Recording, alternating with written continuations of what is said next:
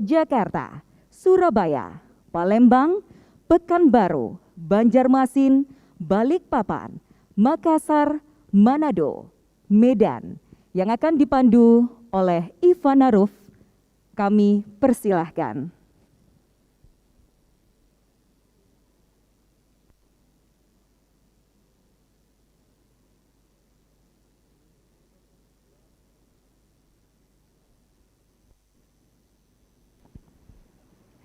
Baik, terima kasih Gorda untuk waktunya dan kami juga mengucapkan terima kasih untuk seluruh tamu undangan ataupun teman-teman jurnalis yang sudah hadir bersama kami. Dan sebelum kita memulai untuk acara talk show Kementerian Perdagangan Republik Indonesia dengan mengangkat topik perlindungan konsumen menuju Indonesia Maju. Saya persilahkan untuk narasumber kami yang sangat luar biasa dan terima kasih sudah hadir bersama kami. Saya persilahkan untuk bisa naik terlebih dahulu Bapak Kepala Badan Perlindungan Konsumen Nasional Republik Indonesia, Bapak Rizal E. Halim.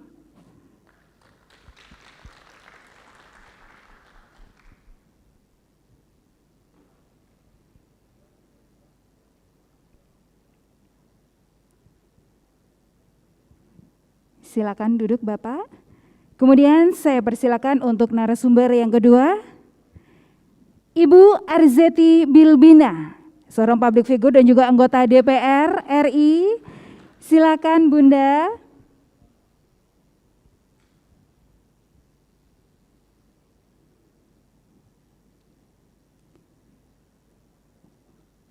Iya, silakan duduk Bunda. Terima kasih. Kemudian saya persilakan juga untuk bisa naik ke atas panggung Ibu Arumi Bahsin, Emil Dardak Sarjana Ekonomi, public figure dan juga istri Wakil Gubernur Jawa Timur.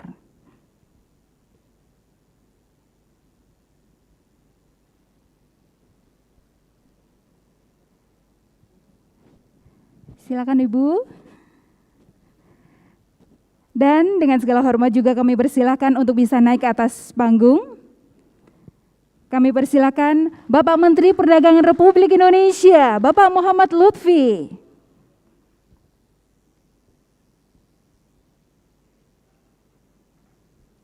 Silakan Pak Lutfi.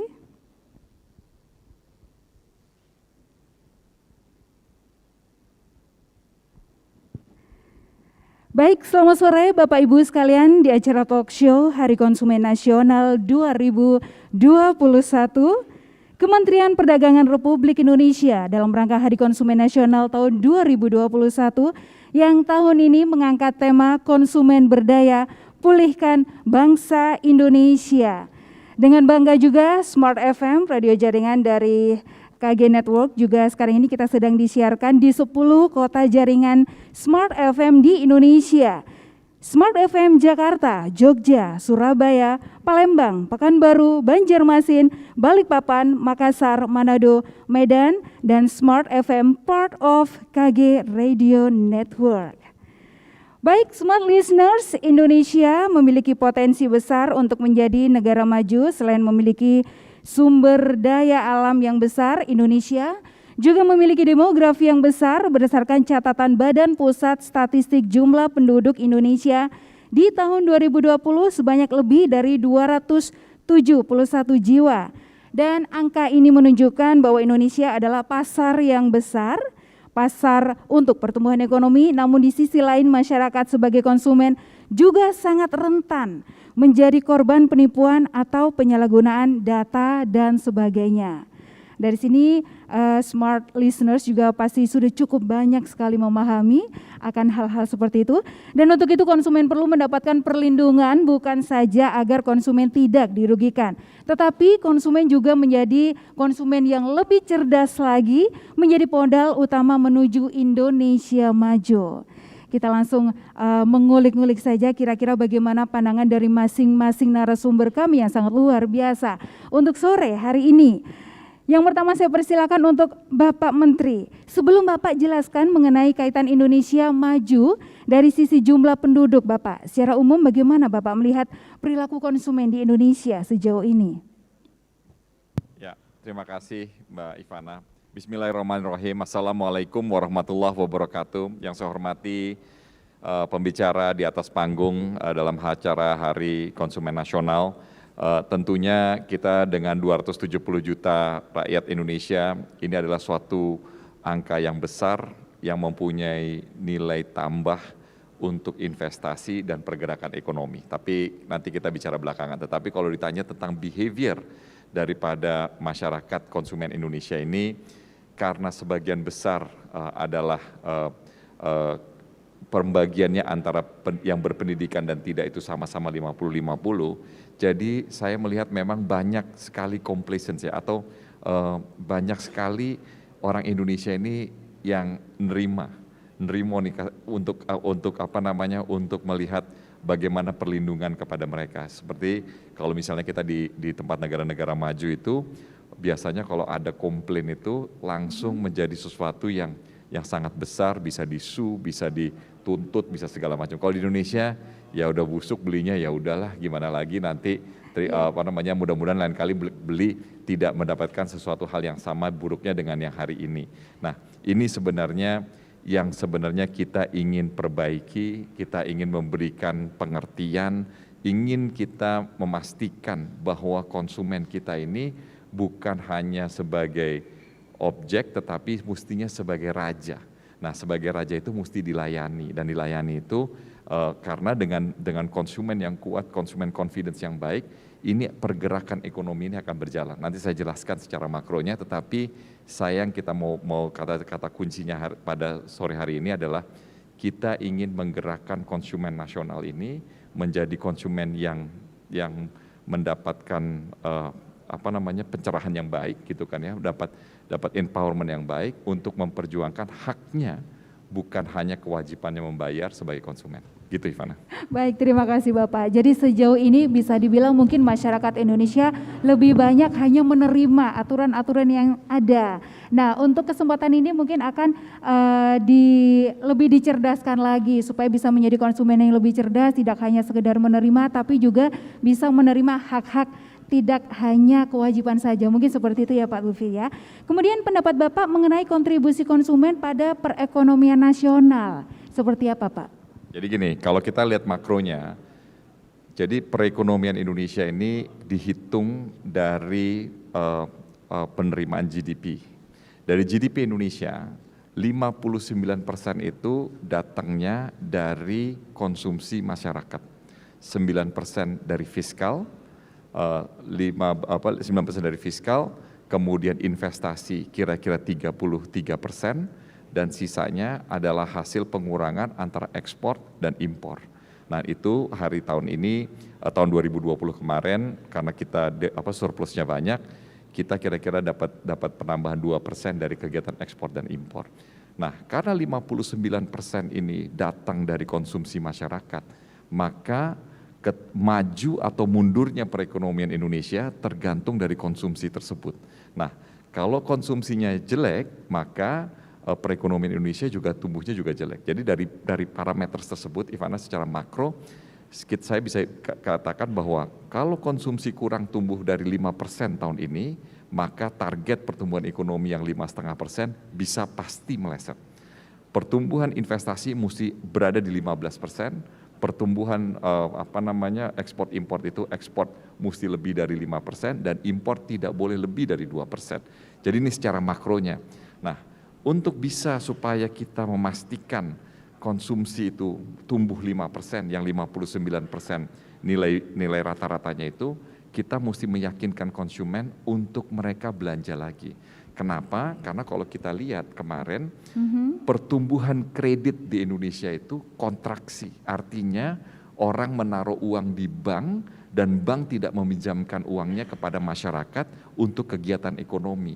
Ini adalah sesuatu yang sebenarnya sedang kita pacu untuk tidak terjadi lagi. Jadi apa yang kita kerjakan sekarang, saya lagi kemarin tuh yang sudah jalan ini adalah memastikan satu, bahwa pajak barang mewah untuk mobil itu dihapus. Supaya apa? Supaya orang belanja, beli mobil. Belanja properti di bawah 2 miliar, itu pajak barang mewahnya diturunin. Kenapa? Supaya orang beli rumah dan beli apartemen, supaya ini semua menjadi snowball, menjadi suatu kegiatan ekonomi supaya nilainya bertambah. Nah, tetapi pada saat yang bersamaan ini juga menjadi masalah. Kenapa? Karena dikasih pajaknya rendah, pajaknya nol untuk barang mewah untuk mobil, mereka tuh sekarang mesti inden mobilnya 4 bulan, 5 bulan, iya, betul. gitu kan ya. Iya. Ini juga menjadi permasalahan buat Kementerian Perdagangan, menjadi permasalahan buat saya. Kenapa? Kalau uangnya baru berputar 4-5 bulan dari sekarang, ini momentum dari pertumbuhan ekonominya nggak jalan juga. Nah, jadi consumer confidence itu mesti digalakkan. Saya juga mesti memperingatkan industri bahwa kita sudah belain, tetapi juga kegiatan ini mesti jalan. Nah, konsumen itu disuruh nunggu 4 bulan itu udah pasti rugi. Kenapa? Pasti kan taruh uang mukanya duluan. Dan kalau suruh tunggu kepada sesuatu yang tidak ada kepastiannya, itu menyebabkan konsumer itu tidak mempunyai confidence untuk berbelanja. Ini yang sedang kita pacu untuk kita perbaiki.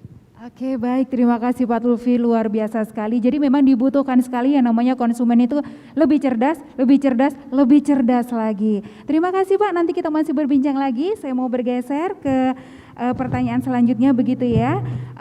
Untuk Bapak Rizal, bisa dijelaskan pula apa kira-kira yang menyebabkan sebagian masyarakat bisa menjadi korban penipuan? Apa ini terkait dengan pendidikan Pak, atau mungkin ada awareness atau seperti apakah? Silakan Pak. Baik, makasih Mbak Ivana. Jadi memang tadi dijelaskan Pak Menteri bahwa eskalasi konsumsi rumah tangga ini menjadi bantalan perekonomian kita. Kenapa topik hari ini konsumer cerdas, ekonomi bangkit? Karena memang bantalan ekonomi kita ya konsumsi, household consumption ini. Kalau ini tidak diperbaiki maka kita akan keteteran karena kita belum punya sumber pertumbuhan, sumber PDB yang lain selain konsumsi rumah tangga. Nah, terkait tadi kenapa konsumen ini selalu menjadi korban atau selalu masuk dalam tanda petik tertipu. Tadi Pak Menteri juga sudah menyampaikan bahwa ada masalah dengan kultur kita sebenarnya, kultur ketimuran kita, bahwa budaya nerima, budaya relatif tidak seperti teman-teman di Uni Eropa budaya atau di pasrah. Amerika yang bergejolak ketika ada sesuatu yang lain diterima. Jadi itu yang mungkin kita sebut dengan daya kritis, memang relatif perlu kita perbaiki. Nah, memang daya kritis ini tidak bisa terlepas dari proses kulturasi pendidikan di tingkat akar rumput masyarakat. Nah, ini yang sementara kita lakukan. Termasuk kegiatan kita hari ini adalah proses perbaikan kultur dalam peningkatan kesadaran konsumen. Dari sekedar aware menjadi lebih kritis. Nah, ini mungkin yang akan kita lakukan setiap saat, Mbak Ivana. Baik, terima kasih Pak. Jadi menurut Pak Rizal, kalau untuk pemahaman dan juga mungkin edukasi kepada masyarakat Indonesia supaya mungkin bisa lebih cerdas lagi, supaya tidak hanya pasrah saja. Menurut Pak Rizal, susah tidak sih masyarakat Indonesia untuk menerima hal itu? Saya pikir tidak ya, karena kita punya sejarah yang pada masa sebelumnya itu punya budaya kritis. Jadi sebenarnya tidak, dan sebenarnya kalau kita lihat pergerakan dari waktu ke waktu, indeks keberdayaan konsumen kita kan meningkat. Bahkan tahun 2020 hampir 50. Jadi sedikit lagi mendekati zona konsumen kritis ya, yang kritis ya. Sedikit lagi. Dan kalau kita lihat perbincangan netizen ya, kesadaran akan penggunaan hak atas barang dan jasa itu cukup tinggi. Jadi kritikan teman-teman netizen itu ramai, walaupun tidak semuanya benar. Tapi ada kesadaran kolektif yang muncul dalam beberapa tahun terakhir. Mungkin saya pikir dengan edukasi termasuk kegiatan hari ini kita optimis kita bisa menghadirkan masyarakat atau konsumen yang lebih cerdas, kritis, sehingga kita bisa mengembalikan melakukan pemulihan ekonomi lebih cepat. Oke, baik. Memang selain dibutuhkan edukasi selalu kepada masyarakat kita supaya bisa tetap menjadi konsumen yang baik, yang bijak, yang cerdas, tidak hanya pasrah saja dengan aturan yang ada gitu ya, tapi biar sama-sama juga lebih baik, lebih enak begitu ya Pak ya. Tapi dari Pak Rizal sini juga positive thinking bahwa masyarakat Indonesia pasti bisa untuk diarahkan menjadi konsumen yang lebih cerdas lagi begitu ya Pak ya. Masih menarik sekali Smart Listeners perbincangan kita hari ini dengan tema perlindungan konsumen menuju Indonesia maju. Kira-kira apa saja sih kendalanya untuk bisa menjadikan konsumen kita jauh lebih baik? Kira-kira dari para narasumber ini nantinya akan memberikan advice apa saja sih untuk konsumen dan juga masyarakat Indonesia ini juga supaya selalu menjadi lebih baik lagi. Setelah yang satu ini kami akan melanjutkan lagi perbincangannya dan tetap bersama kami bersama Kementerian Perdagangan setelah informasi berikut ini.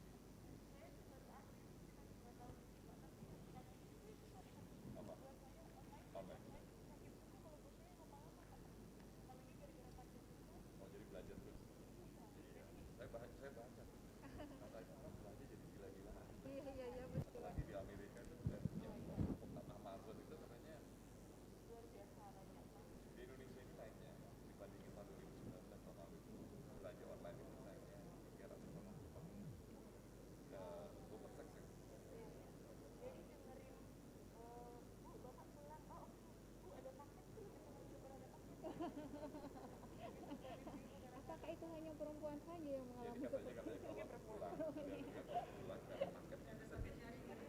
Jadi mesti beli dulu supaya paket datang terus. Belanja juga, online juga. Tak pakai itu, tak pakai itu.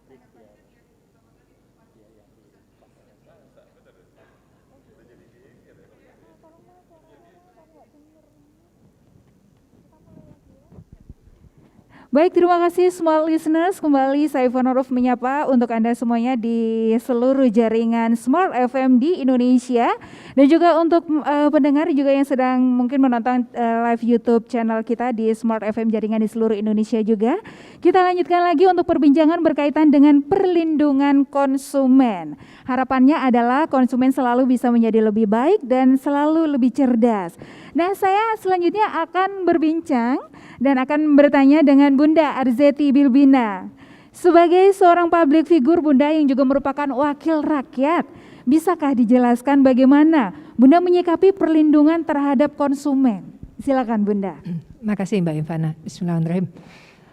Assalamualaikum warahmatullahi wabarakatuh. Pertama-tama saya mengucapkan selamat tepatnya hari ini 20 April Hari Konsumen Nasional Pak Menteri ya. Saya juga berterima kasih karena acaranya diadakan di dapil saya di Surabaya Sidoarjo. Jadi harapan saya mudah-mudahan dengan adanya sosialisasi acara seperti ini memberikan energi positif bagi kami. Kalau tadi Pak Menteri mengatakan masyarakat Indonesia itu 27 juta, di mana 27 juta ini adalah konsumen, di mana konsumen itu adalah raja. Jadi dengan adanya acara seperti ini tentunya kalau kita bicara mengenai apa sih yang harus didahulukan, raja ini harus dikedepankan, hak-hak dari konsumen itu harus didahulukan. Jika tadi Pak Menteri mengatakan bahwa jalannya produksi itu bisa menggeliat karena banyaknya permintaan dari konsumen, artinya saat sekarang penting rasanya kalau konsumen dikedepankan bicara mengenai haknya, di mana ada jaminan baik itu keselamatan, kesehatan, baik itu jaminan dalam membeli satu produk baik itu barang atau jasa, sehingga kemudian kita sendiri pun juga merasakan secure gitu ya. Jadi saya sebagai konsumen mengapresiasi dengan acara-acara seperti ini karena paling penting adalah sosialisasi bagaimana masyarakat itu menjadi konsumen yang cerdas, konsumen yang betul-betul menjadi bagian dalam pasaran satu produksi, sehingga produksi itu akan bertambah, akan menjadi produksi yang baik, akan menjadi produksi yang banyak jika konsumennya selalu, kalau Pak Menteri tadi Mbak Zeti suka belanja online nggak? Ya itu perempuan, ibu-ibu biasanya senangnya belanja gitu ya. Ya, betul, jadi itulah harapan betul. kami gitu Saya sebagai juga konsumen mewakili. gitu. Betul Bunda. Gitu Mbak Ivana. Iya. Jadi memang seperti itu ya. Tapi memang saya juga sepakat sekali dengan Bunda Arzeti yang sampaikan tadi. Ini juga salah satu ajang atau kesempatan yang sangat bagus sekali untuk mengedukasi masyarakat juga begitu ya, supaya tetap bisa menjadi konsumen yang lebih baik dan lebih cerdas lagi. Tidak hanya selalu berbelanja tanpa tahu tujuannya apa, tapi benar-benar tahu kebutuhannya apa dan juga tidak dirugikan dari beberapa sektor-sektor yang lain gitu ya. Terima kasih Bunda. Nanti saya juga pasti akan masih banyak sekali bertanya dengan Bunda. Dan sekarang saya ingin bertanya juga dengan Bapak Menteri. Bisa dijelaskan ya Pak Menteri ya, dimohon ya, bagaimana sih konsep dan juga fokus perlindungan konsumen dari Kementerian Perdagangan itu seperti apa Pak? Ya, sebenarnya kita mempunyai beberapa standar ya, yang untuk perlindungan konsumennya itu tentunya dengan cara mengedukasi. Tetapi yang kita lakukan hari ini banyak kepada perdagangan yang sifatnya konvensional, artinya beli, yaitu dengan labeling, standar, dengan beberapa hal yang memang sudah menjadi acuan dalam undang-undang. Tetapi kan challenge kita ke depan ini macam-macam. Apalagi kalau sekarang nih dua ibu-ibu yang ada bersama kita ini sudah menjadi ahli belanja online. Nah, betul. ini iya makanya ratunya online ya Bunda jadi, ya. Tapi ini kan menjadi permasalahan. Ini kebetulan Mbak Rumi sama Mbak Arzeti, saya ini kali kedua di Kementerian Perdagangan. Waktu yang pertama kali itu tuh lagi terkenal sekali orang belanja online di luar negeri, asalnya jadi barangnya itu diposting di Indonesia seakan-akan, tapi barangnya palsu. Ini tas-tas bermerek luar biasa tahun 2014 tuh, tas-tas bermerek luar biasa. Terus kemudian orangnya itu datengin kepada lembaga hukum Indonesia, bagaimana masalah prosekusinya, bagaimana masalah keadilannya. Pada saat itu tentunya mereka datang ke Kementerian Perdagangan, ya nggak ada, dan itu merupakan suatu challenge yang luar biasa. Nah, saya datang sekarang, ternyata yang belanja di Indonesia jauh lebih banyak daripada yang kita jualan di luar negeri. Nah, ini menyebabkan buat Kementerian Perdagangan sebagai salah satu threshold pembina daripada konsumen Indonesia ini, kita mesti mencari titik temu equilibrium baru untuk memproteksi daripada konsumen ke depan. Nah, ini yang sedang kita jalankan, bukan hanya yang standar konvensional, tetapi juga yang sudah maju dengan cara online dan hybrid. Oke, baik Pak Menteri. Jadi memang apalagi kita ada di era yang semuanya serba online, semuanya serba mudah, tapi tetap kita sebagai konsumen pun harus ekstra berhati-hati supaya tidak sampai terjadi atau tidak ada potensi untuk ditipu. Kalau sudah ditipu terus bingung mau mencari perlindungan di mana atau seperti apa, belum tahu juga. Nah, itu yang bahaya gitu ya. Baik, terima kasih Pak Menteri. Dan sebenarnya siapa sih yang patut disebut sebagai konsumen? Apakah mencakup semua masyarakat yang melakukan transaksi jual beli, ataukah siapa saja sebenarnya yang layak kita sebut sebagai konsumen? Saya bisa dibantu jawab Pak Rizal? Siapakah kira-kira dari kami, dari kita yang memang layak untuk disebut konsumen? Ya, Mbak Ivana, kalau kita lihat terminologi definisi yang ada dalam Undang-Undang Nomor 8 Tahun 99, maka konsumen pada pasal 1 ayat 2 dijelaskan sebagai individu pemakai barang dan atau jasa, baik yang dipergunakan buat dirinya atau orang lain atau kerabatnya atau makhluk lain, dan tidak untuk diperdagangkan. Jadi kalau lihat definisi dari undang-undang ini, maka kita bisa pastikan bahwa definisi ini adalah konsumen akhir. Jadi tidak termasuk konsumen antara. Jadi dia hanya berlaku untuk konsumen akhir. Ada upaya memperluas definisi ini melalui rancangan undang-undang perlindungan konsumen yang sementara digodok oleh pemerintah. Nah, tapi sampai detik ini kita masih menggunakan terminologi konsumen akhir. Kira-kira gitu Mbak Ivana. Oke, baik. Jadi sekarang sudah lebih paham ya, kira-kira siapakah yang layak dan pantas untuk disebut sebagai konsumen itu. Kalau tadi Bunda Arsedi sudah mengeluarkan suara emas dan pendapatnya dari sisi perempuan, sekarang perempuan yang satu ini juga kami juga ingin sekali tahu bagaimanakah kira-kira Ibu Arumi Bahsin, apakah pernah juga berbelanja online? Kemudian apa ada tips mungkin supaya ketika berbelanja online juga tetap aman, tetap nyaman gitu. Ini sepertinya jawaban dari Ibu Arumi juga mewakili banyak perempuan deh. Silakan Ibu.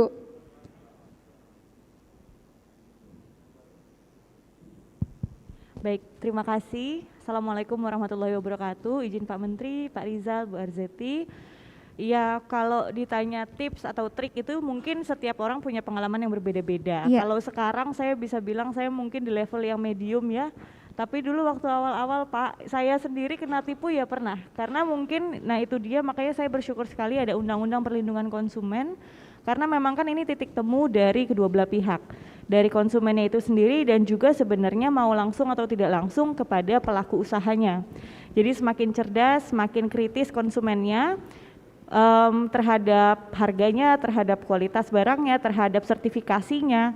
Itu akhirnya mau tidak mau pelaku usaha akhirnya kan mengikuti karena ya sekali lagi konsumen adalah raja. Dan ini yang semakin kesini saya juga melihat trennya makin ke situ. Jadi semakin kritis, makin biasanya di kalangan milenial justru yang lebih kritis karena dengan anggaran pas-pasan maunya dapat kualitas yang paling baik. Jadi mungkin ini yang biasanya dilakukan. Pertama, kalau boleh sharing ya. Pertama ya harus compare sebenarnya. Sebagai konsumen tuh harus compare. Jadi antara harga dan kualitas dari satu toko ke toko yang lain. Yang kedua, jadi konsumen juga harus peduli dengan pelaku usahanya.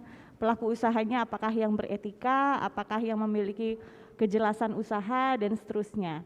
Kalau enggak ya kayak kisah saya yang itu, saya merasa saya sudah beberapa kali transaksi secara online misalnya ini karena yaitu kekurangan dan kelebihannya online, tapi pernah juga sekali ketipu karena ketika memang belum ada undang-undang yang jelas atau dari sayanya sendiri sebagai konsumen belum ada understanding atau pengertian yang jelas bagaimana menjadi konsumen yang baik, sehingga kan mau komplain juga nggak bisa, nggak ada perlindungannya. Akhirnya ujung-ujungnya yang salah adalah saya karena mau bertransaksi bukan di platform yang resmi misalnya. Jadi antara perorangan gitu. Ini masih tahap belajar Pak. Nje Pak dari situ. Jadi dari sosial media. Nah ini kan masih awal-awal jauh sebelum pandemi. Kalau untungnya pada saat pandemi saya sudah bagus Pak. Jadi nggak kesepian lagi di rumah, ada banyak kurir yang datang ke rumah. Bener, jadi konsumen juga sekali lagi penentu sebetulnya. Jadi kalau kita mau kualitas produk dan bahkan produk-produk Indonesia semakin banyak untuk bisa lebih hadir, untuk bisa lebih memenuhi segala sektor kebutuhan, itu sebenarnya ujung-ujungnya ada di konsumennya itu sendiri. Kalau konsumennya meminta, kan hukum ekonomi di mana ada demand pasti ada supply. Kalau konsumennya mau, konsumennya cerdas, konsumennya meminta, mau tidak mau para pelaku usaha pasti mengikuti. Oke. Ini juga menjadi wacana kita sebagai konsumen ya. Seorang Ibu Arumi juga pernah merasakan istilahnya tanda kutip pernah merasa tertipu juga. Mungkin pada waktu itu karena memang masih belum ada promosi-promosi, siapa sih yang nggak tertarik, apalagi perempuan yang hanya dituntut di rumah misalnya ada pandemi, kemudian berteman dengan para kurir gitu yang datang, ini paket datang, katanya tadi bisik-bisiknya Ibu Arumi ini paling bahagia kalau paket yang datang gitu ya. Tapi ketika ada kejadian seperti tadi Ibu, sempat merasa tertipu, pada waktu itu apa karena, mungkin ini karena saya kurang bijak atau kurang cerdas aja mungkin sebagai konsumen, atau langsung melakukan sebuah tindakan melapor kemana atau bagaimana pada waktu itu? Enggak, jadi ya itu, jadi ketika sudah tahu tertipu gitu ya, jadi sudah transaksi tapi kemudian hilang, terus sayanya diblok dan lain-lain gitu ya, itu akhirnya saya sadar, nah kalau sudah kayak begini, mau komplainnya itu kemana. Oke. Kemudian pelaku usahanya juga ternyata kan perorangan tanpa badan, kemudian tanpa bisa dipertanggungjawabkan, kita tuntut juga nggak bisa karena dalam transaksi kan mau sama mau, setuju sama setuju. Iya. Jadi akhirnya yang kesulitan saya sendiri. Dan ya itu sekali lagi, kalau andaikan saya tahu, andaikan saya lebih cerdas dan juga lebih kritis, sebenarnya pemerintah juga sudah menyediakan berbagai instrumen yang melindungi kita. Oke. Andaikan kita tahu, Iya. sebelum kita tertipu pasti itu bisa terhindarkan. Pada waktu itu belum mengetahui ya Ibu Belum, Arumi jadi ya? masih belajar-belajar Masih gitu loh. sekadar Jadi belanja-belanja aja. belanja-belanja, masih Oke. belajar-belajar karena kok teman-teman sudah mulai online gitu, Iya. sayanya masih belum gitu. Oke, baik. Jadi sekarang pastinya belajar dari pengalaman nih smart listeners ya. Teman-teman juga atau smart listeners juga bisa mencontoh atau belajar dari pengalaman Ibu Arumi bahwasanya semakin kesini semakin bijak lagi dalam menjadi konsumen. Bunda Arzeti pernah ada pengalaman tidak kalau mungkin untuk belanja atau mungkin sebagai konsumen merasa dirugikan, kemudian pada waktu itu langkah apa sih yang dilakukan gitu Bunda? Ya, terima kasih Mbak Ivana. Tentunya ini adalah permasalahan semua konsumen ya. Apalagi saat sekarang kalau kita bicara tren belanja kan sudah berubah setelah adanya pandemi. Mungkin kalau kita hitung-hitung sepertiga berbelanja secara fisik, sekitar 80%-an bicara belanja secara online. Ya. Tetapi memang di sini adalah peran pemerintah. Kalau kita bicara mengenai pun bisa memproduksi informasi, baik itu berupa barang atau jasa. Baik yang mengetahui produk barang itu sendiri atau tidak. Dan mereka mudah untuk menginformasikan mengenai produk-produk itu sendiri. Sehingga kita yang sebagai konsumen harus cerdas memilah dan memilih. Sehingga di sini dibutuhkan peran pemerintah. Peran pemerintah untuk selalu memberikan edukasi, menginformasikan bagaimana cara konsumen untuk memilih dan memilah produk yang baik. Dan juga pemerintah juga melakukan secara sungguh-sungguh jika ada yang melakukan kriminalisasi atau yang penjualan secara negatif, ada penegakan hukum yang kuat. Nah, kalau kita bicara ini semua, tentunya pemerintah akan dengan sendirinya merasakan perempuan-perempuan atau ibu-ibu, kalau Pak Menteri bilang ya, ibu-ibu di atas panggung ini ada 2. Ibu-ibu tuh hobinya adalah belanja. Belanja, gitu. betul. Belanja online. Betul. Walaupun kadang-kadang kalau kita bicara mengenai online sendiri, biasanya kita akan mendapatkan informasi saat sekarang perempuan kan lebih senang belanjanya apa sih? Bicara alat kesehatan, masker, hand sanitizer. Iya, Itu iya. didapatkan dari mana? Bukan informasi dari iklan, Iya. tapi justru dari ngobrol gitu ya, Dari bertemu ngobrol. gitu loh. Coba deh pakai produk ini deh gitu loh. Iya. Jadi biasanya kita perempuan ini akan mendapatkan informasi itu dari teman ke teman gitu loh. Oke. Saat sekarang kalau bicara mengenai iklan sendiri yang dipapar ke masyarakat itu kurang menarik perhatian bagi kami sebagai perempuan, sebagai ibu pastinya gitu loh. Karena bagaimanapun juga sebenarnya tidak hanya ibu-ibu sih yang terbantu dengan online itu, cuman kita lebih cerdas aja lah bagaimana dalam memilih dan memilah produk supaya sebagai konsumen juga tidak merasa dirugikan. Mungkin seperti itu ya Bunda Arzeti ya. Baik, Bapak Menteri saya mau bertanya lagi ini dalam hal kerangka peraturan. Bagaimana untuk pemerintah, terutama Kementerian Perdagangan, dapat membantu untuk menjamin keseimbangan antara perlindungan konsumen dengan perlunya menciptakan iklim regulasi yang kondusif untuk mendukung perkembangan ekonomi secara digital. Ini memang suatu pilihan yang luar biasa, sepertinya sederhana, tetapi ketika didalami itu banyak sekali convergence atau perpisahan persilangan antara kepentingan dan kemauan. Jadi saya misalnya contohnya, ini kan kita lagi memperbaiki arsitektur daripada ekonomi digital Indonesia. Saya tentunya melihat daripada apa yang terjadi sekarang ini, memang kadang-kadang menguntungkan konsumen sebagai contoh. Jadi ini sekarang ada tren namanya persaingan yang tidak sehat. Ya. Dalam bahasa kerennya predatory pricing. Jadi ini dipakai oleh platform-platform digital, oleh marketplace ini untuk menjual barang, tetapi karena mereka tidak diatur, makanya boleh itu menyelenggarakan tindakan-tindakan yang tidak patut dalam perdagangan. Saya bukan bilang tidak dilarang karena memang belum dilarang, tetapi asas-asas perdagangannya tidak boleh sebagai contoh. Jadi saya tuh melihat misalnya karena dia platformnya besar, dia itu bisa mendapatkan diskon dari perusahaan pemasok, misalnya pasta gigi, itu 20%. Kemudian dia karena perusahaannya ini dalam proses ingin mempenetrasi market Indonesia yang 270 juta itu, dia istilahnya itu promosi. Tetapi kalau di istilah dari teman-teman keren digital ini adalah bakar duit. Bakar duit. Dia betul. bakar duitnya, dia kasih lagi diskon 30%. Jadi kalau harga pasta gigi itu 100.000, di platform digital harganya 50.000. Yang diuntungkan siapa? Ibu-ibu yang belanja di online ini. Ya. Ibu-ibunya Karena kesini kalau saya ya, Pak, sama ya? Pak Rizal ini yakin tingkat kecerdasan digitalnya sama dengan anak umur 4 tahun. Paling nggak saya, sama dengan anak umur 4 tahun. Anak umur 4 tahun itu pinter-pinter loh. Nah, jadi itu diuntungkan. Tapi saya sebagai Kementerian Perdagangan melihat secara keseluruhan arsitekturnya. Begitu harga pasta gigi 50.000 di platform digital, apa yang kejadian dengan warung emak-emak dan pak haji di sekeliling kita ini? Satu opsinya, habis. Nah, jadi saya mesti jaga nih, ini keseimbangan pedagang, penjual, dan konsumen, ya kan? Tetapi kita juga berbicara masalah proteksinya, gitu loh.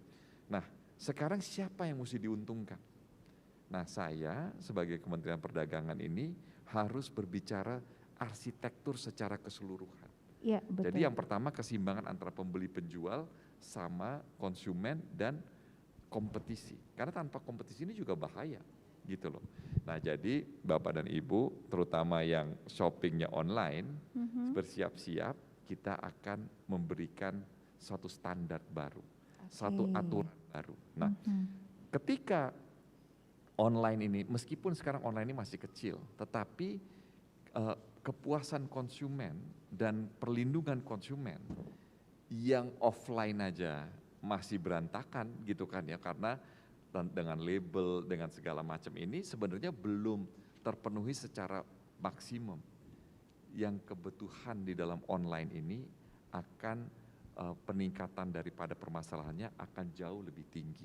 Nah, jadi saya pelan-pelan akan atur ini gitu kan ya, atur siapa duluan, tetapi yang pasti Bapak dan Ibu terutama yang belanja online itu permasalahan diskon-diskon ini bukan saja menghancurkan daripada kemampuan ekonomi Indonesia secara keseluruhan, tetapi juga bisa suatu hari menggigit kita dari belakang karena yang kompetisi hancur menyebabkan mereka sebagai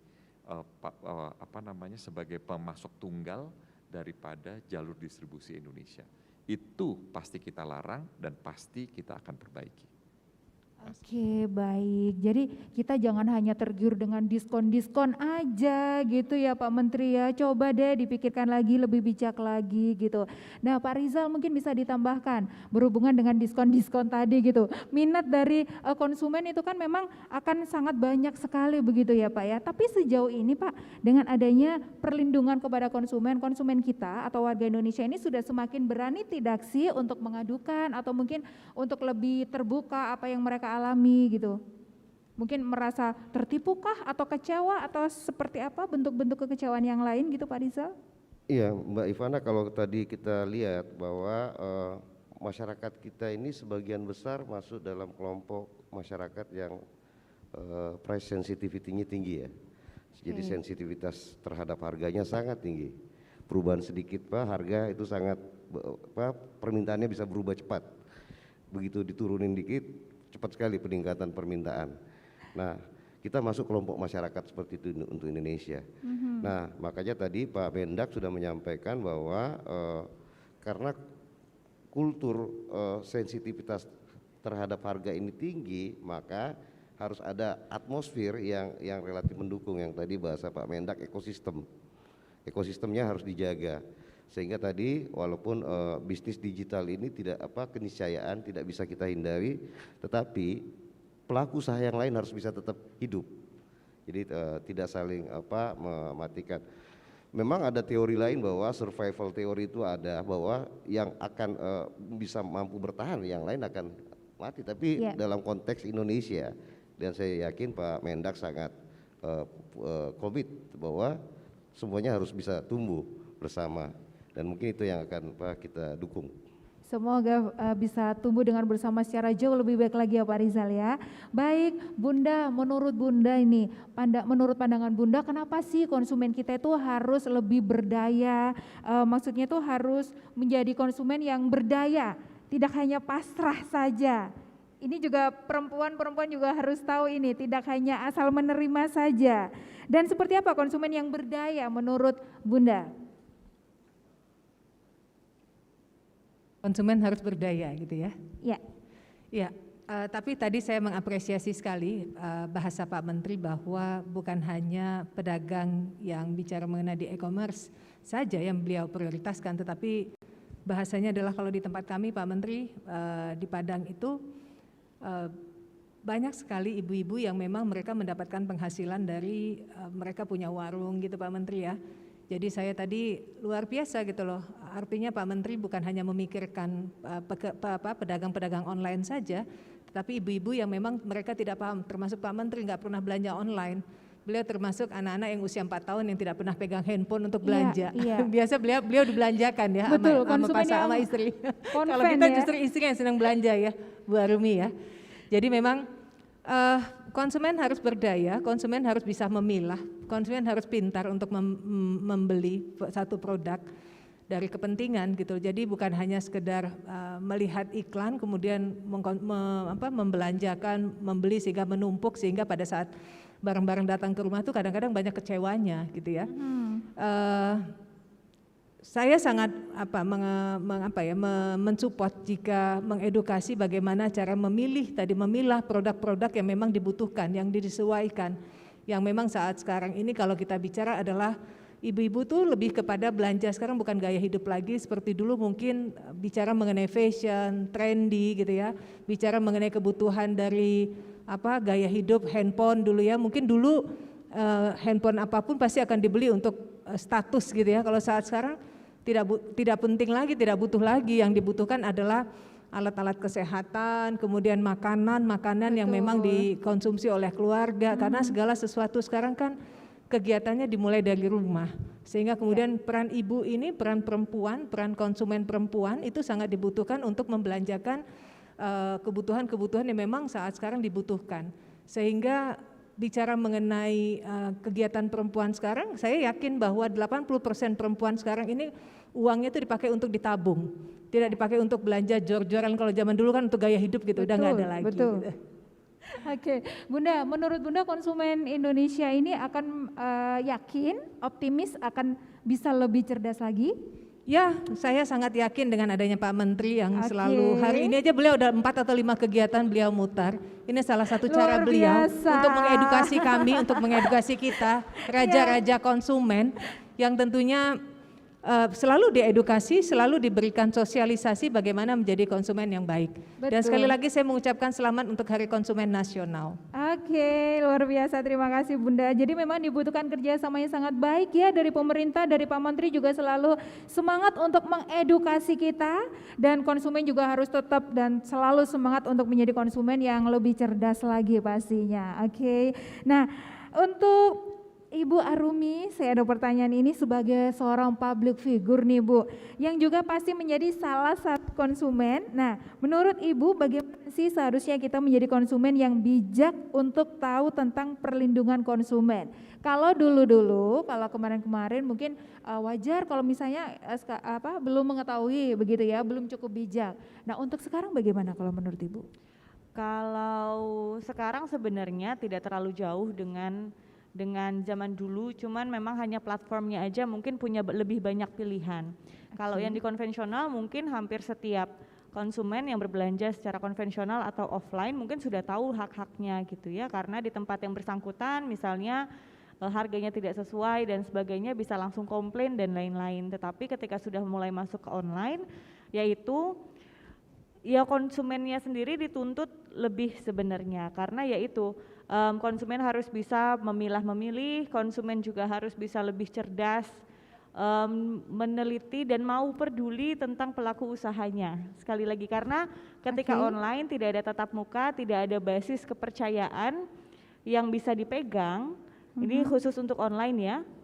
Jadi ketelitian dari para konsumen ini sendiri itu harus lebih baik gitu loh. Karena dengan begitu untuk menuntut pelaku usahanya supaya lebih beretika, konsumennya juga harus mau untuk dilayani sesuai dengan standar yang tertentu. Butuh Jadi, kerjasama yang baik di benar. antara dua pihak gitu ya Bu ya. benar, dan sebenarnya yaitu konsumen itu raja. Contoh yang paling dekat masa pandemi. Tidak ada sebetulnya, saya kebetulan di Jawa Timur juga ketua Dekranasda, jadi banyak juga dengan UMKM. Sebenarnya menghadapi pandemi UMKM itu juga ya banyak yang terkaget-kaget bagaimana untuk bisa menyesuaikan. Awalnya ya 1, 2, 3 bulan pertama transaksi masih dilakukan mungkin seperti pra pandemi. Tapi kemudian tuntutan dari konsumen berbeda. Tuntutan dari konsumen walaupun misalnya barangnya dikirimkan lewat kurir, mereka meminta untuk diplastiknya 2 kali. Karena memastikan adanya protokol kesehatan dan seterusnya. Kalau perlu divideokan sebelum dikurirkan, jadi sudah disinfektan dan sebagainya. Jadi benar-benar steril gitu ya. Benar, higienis ya. benar itu kan tuntutan dari konsumen. Iya. Dan sebenarnya UMKM juga kan nggak learning by doing akhirnya. Karena konsumennya yang menuntut, akhirnya pelaku usaha pun bisa lebih bertanggung jawab. Itu adalah salah satu contoh sikap konsumen yang bijak dan cerdas ya Ibu. Kepuasan batin secara konsumen ya, kelegaan juga ya, akhirnya tidak kecewa juga. Baiklah, Bapak Menteri, jika melihat jumlah konsumen yang demikian besar, nah untuk Kementerian Perdagangan tidak bisa sendiri, serta tingginya tren belanja online untuk saat ini, menurut Bapak apa yang bisa dilakukan oleh seluruh pemangku kepentingan di sektor ini untuk meningkatkan keberdayaan konsumen? Saya tadi kalau dengar Bu Arumi ngomong masalah konsumen itu bukan hanya konsumen cerdas. Kalau saya yang jual, ini konsumennya nih, produsennya bilang ini, gila nih rese banget ya. Jadi ini terlalu cerdas ya Pak ya. Tetapi itu adalah buah hasil sebenarnya interaksi antara penjual pembeli, apalagi kalau lewat platform, sebenarnya platform sosial, nggak platform sosial. Jadi kayak Facebook sama Instagram itu sebenarnya kan experience daripada pertemuan antara 1 atau 2 pihak gitu kan. Nah, jadi baru ada transaksinya. Jadi sekarang videoin. Jadi Pak Dirjen, ini mungkin kita meng-underestimate daripada konsumen kita sekarang sebenarnya, konsumer kita, karena sebenarnya itu bukan saja sudah canggih kan, kalau suruh filmin itu, dan ini bukan pertama kali kejadian, saya pikir akan memakan waktu di Indonesia untuk sampai ke sana. Nah nanti yang diatur itu juga sebenarnya platform juga akan mengatur. Nanti dia akan menjual hanya barang-barang yang sifatnya ramah lingkungan, yang sustainable. Nanti aturan barangnya itu bukan hanya ramah lingkungan, dalam 10 tahun dari sekarang mungkin yang carbon footprintnya mesti neutral, jadi 0. Nah ini akan terjadi mungkin tanpa aturan resmi dari pemerintah, tetapi diatur secara aturan kolegiat antara penjual dan pembeli. Dan ini mestinya akan lebih baik, lebih menjaga daripada yang diatur oleh pemerintah. Nah, normanya ini akan diatur oleh pemerintah, tetapi kita akan bersama-sama memberikan edukasi terus agar konsumen Indonesia ini bukan hanya menjadi konsumen yang cerdas, tetapi menjadi konsumer yang juga rese. Jadi biar capek yang jual juga. Terima kasih. Terima kasih Pak. Tidak hanya menjadi konsumen yang cerdas tapi juga resek untuk kebaikan sebenarnya ya Pak Menteri ya. Baiklah, saya ingin bertanya juga kepada Pak Rizal, bagaimana koordinasi dan sinergi antara lembaga agar tidak tumpang tindih selama dalam memberikan pelaksanaan perlindungan Pak Rizal? Ya Mbak Ivana, jadi memang ke bidang perlindungan konsumen ini lintas disiplin. Karena lintas disiplin maka tidak bisa diselesaikan di satu sektor. Karena dia lintas disiplin maka butuh koordinasi kebijakan. Koordinasi kebijakan ini salah satu yang sudah disampaikan oleh Bapak Presiden pada Perpres 50 tahun 2017 terkait strategi nasional perlindungan konsumen. Di situ ada peta jalan dan irisan-irisan antar sektor terkait perlindungan konsumen. Nah, tahun ini tuh 2020-2024 Bappenas lagi menyusun dan besok kami akan bertemu dengan Bappenas untuk diskusi mengenai strategi nasional perlindungan konsumen 2020-2024. Baik. Intinya apa? Koordinasi kebijakan. Misalnya saya ambil contoh. Misalnya terjadi pelanggaran perlindungan konsumen di sektor perumahan. Tidak bisa hanya Kementerian PUPera karena di sana ada pembiayaan yang melibatkan OJK. Ada Kementerian Perdagangan yang melibatkan pengawasan barang beredar, barang dan jasa yang beredar. Ada klausula baku yang diawasi oleh Kementerian Perdagangan. Jadi koordinasi kebijakan. Jadi dan itu saya pikir sudah disampaikan Bapak Presiden, tinggal ditindaklanjuti di masing-masing sektor. Baik, terima kasih. Satu pertanyaan terakhir untuk seluruh narasumber kami untuk sore hari ini. Apa yang ingin Bapak dan Ibu ingatkan kepada konsumen agar menjadi konsumen yang cerdas? Silakan Ibu Arumi terlebih dahulu, silakan.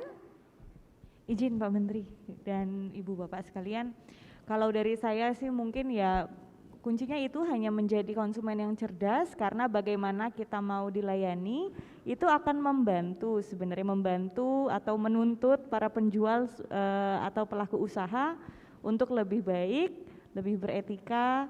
Dengan begitu keduanya akan sama-sama lebih baik. Konsumen akan semakin sedikit yang tertipu. Baik. Dan penjual juga semakin pandai dalam berbisnis, gitu aja. Oke, baik, terima kasih Ibu Arumi. Bapak Rizal silakan, bagaimana menurut Bapak untuk yang perlu diingatkan kepada konsumen agar menjadi konsumen yang lebih cerdas lagi? Pertama, pandai-pandai memilih dan memilah informasi-informasi, karena informasi di dunia digital ini begitu banyak, tidak semuanya bisa kita serap, dan kita pintar-pintar memilah-milah informasi ini. Dan kemudian jangan terlalu gampang percaya pada iming-iming yang khususnya terkait dengan diskon yang kadang sudah tidak rasional. Baik, terima kasih. Bunda Arzeti silakan. Ya, produksi akan meningkat jika konsumen menjadi membutuhkan barang-barang tersebut dengan baik. Artinya jadilah produsen dan konsumen yang bersinergi baik. Terima kasih. Bapak Menteri silakan, apa yang ingin diingatkan kepada Jadi konsumen? Ivana, saya kalau ini ada pesan Pak Dirjen ini. Jadi kalau misalnya sampai ada apa-apa gitu kan ya, untuk menjadi konsumen bukan saja yang cerdas tapi bisa menuntut daripada haknya. Jadi yang pertama, datang langsung ke kantor Kementerian Perdagangan atau Dinas Perdagangan di seluruh Indonesia. Yang kedua, kirim surat. Saya berharap jangan suratnya pakai surat zaman dulu pakai perangko ya, tetapi dikirim kepada email pengaduan.konsumen@kemendak.go.id. Saya ulang ya, email ke pengaduan.konsumen@kemendak.go.id. Dan kalau misalnya sampai ada apa-apa, tolong kami di WhatsApp di 0853 111 1010. Jadi ini adalah suatu tindakan daripada pemerintah untuk memastikan konsumen kita terlindungi, dan untuk bisa dilindungi Bapak dan Ibu harus datang, harus engage supaya haknya diberikan bukan hanya oleh penjual tapi juga oleh pemerintah. Terima kasih. Baik, terima kasih Bapak Menteri. Dan demikian smart listeners dimanapun Anda berada dan juga teman-teman media yang sudah hadir tepatnya di Fasa Hotel Surabaya. Inilah talk show Kementerian Perdagangan dengan tema perlindungan konsumen menuju Indonesia maju. Dengan narasumber-narasumber yang sangat luar biasa, ada Bapak Menteri Perdagangan Republik Indonesia Muhammad Lutfi, Bapak Kepala Badan Perlindungan Konsumen Nasional Republik Indonesia Rizal E. Halim, Public Figure Ibu Arzeti Bilbina dan juga anggota DPR RI Indonesia. Kemudian ada juga Ibu Arumi Bahsin Emil Dardak, Sarjana Ekonomi, Ketua Tim Penggerak PKK Provinsi Jawa Timur. Akhirnya saya Vanolfi yang bertugas untuk hari ini mohon undur diri. Terima kasih kepada semua narasumber saya. Terima kasih smart listeners dimanapun Anda berada. Selamat sore, selamat menjalankan ibadah puasa dan sukses selalu untuk Anda semua. Selanjutnya saya persilahkan Gorda untuk bisa melanjutkan acara. Terima kasih. Baik, terima kasih Ivana Ruf. Dan untuk para narasumber kami harapkan untuk berada di tempat. Kita akan masuk di sesi tanya jawab. Kita tidak punya banyak waktu, jadi saya langsung berikan kesempatan untuk rekan-rekan jurnalis yang ingin bertanya. Ini apa? Press conference ya? Bukan.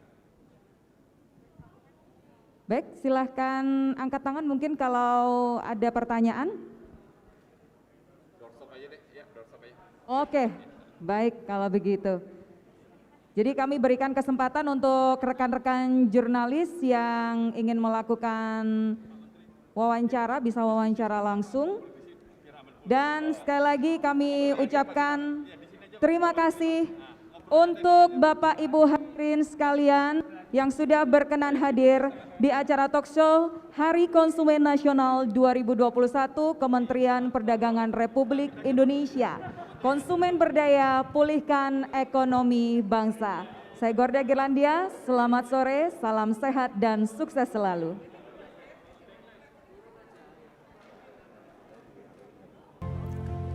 Peringatan Hari Konsumen Nasional tahun ini harus menjadi momentum bagi bangkitnya kesadaran akan pentingnya perlindungan konsumen. 270 juta penduduk Indonesia merupakan konsumen yang harus dilindungi dan terus ditingkatkan kepercayaannya dalam bertransaksi. Saya menyampaikan selamat Hari Konsumen Nasional tahun 2021, lindungi, jaga dan terus tingkatkan kepercayaan konsumen karena konsumen berdaya akan berkontribusi penting pada pemulihan ekonomi bangsa untuk mewujudkan Indonesia maju.